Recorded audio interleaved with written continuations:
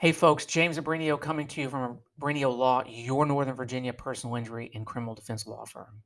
So you were involved in a Virginia car accident. Somebody else caused your injuries, caused your pain and suffering, caused you to have to get medical treatment.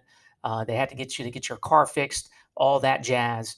And you reach out to their insurance company to make a claim, to open the claim, and they ask you to give a recorded statement, and they want you to sign a medical release, a HIPAA release, an authorization for them to get your medical records. And you're wondering, hey, James, am I required to do that? The answer, in my view, is no.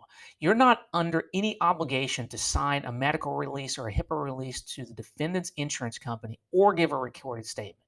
All you're required to do when you're making an insurance claim is give them an opportunity to fully evaluate the claim. By doing that, you're not required to give recorded statements. You're not required to allow them to have access to a HIPAA release. All you need to do is provide them the evidence of your case.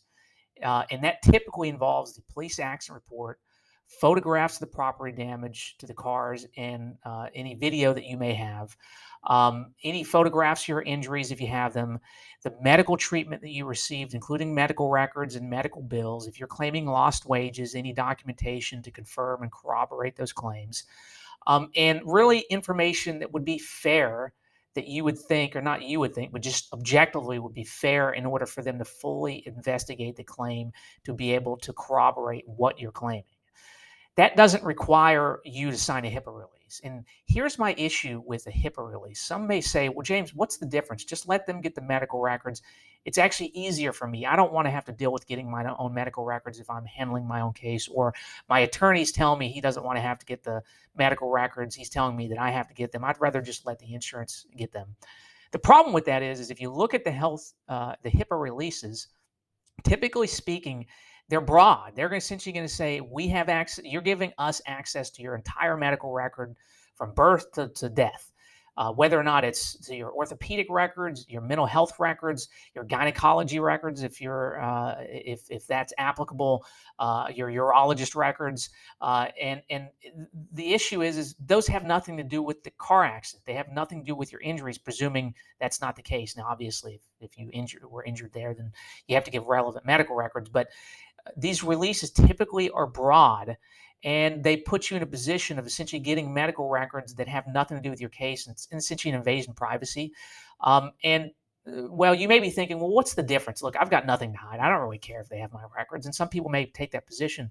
But the problem is there may be something innocuous in your medical records that have nothing to do with the case, that an insurance adjuster or defense attorney will do their best to try to figure out, how do I um, block this claim? How do I minimize this claim? How do I point to something else as the cause of the accident, because as the cause of your injuries, rather than the accident? Because I can guarantee you, they will do their best to try to minimize, decrease, devalue your claim.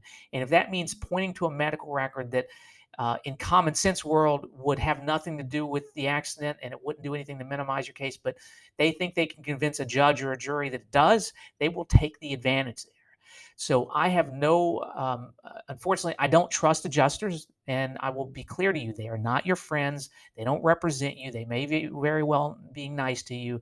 I'm not saying that you have to be rude to them, but you don't have to give up your rights. And I would recommend against signing a HIPAA release. And the same thing with recorded statements. Now, by Virginia law, recorded statements shouldn't come into evidence. But first of all, sometimes judges get it wrong. But the same thing applies. If they can find a way to use your recorded statement against you, they will. And it's not even that I'm knacking on them or cutting them down. They're just doing their jobs. Their job is not your attorney. Their job is not your representative. They're not your fiduciary. They're going to do anything they can to help their shareholders, to help their insured, and that is really simple: to minimize the money that they have to pay you. So hopefully it's pretty clear my position.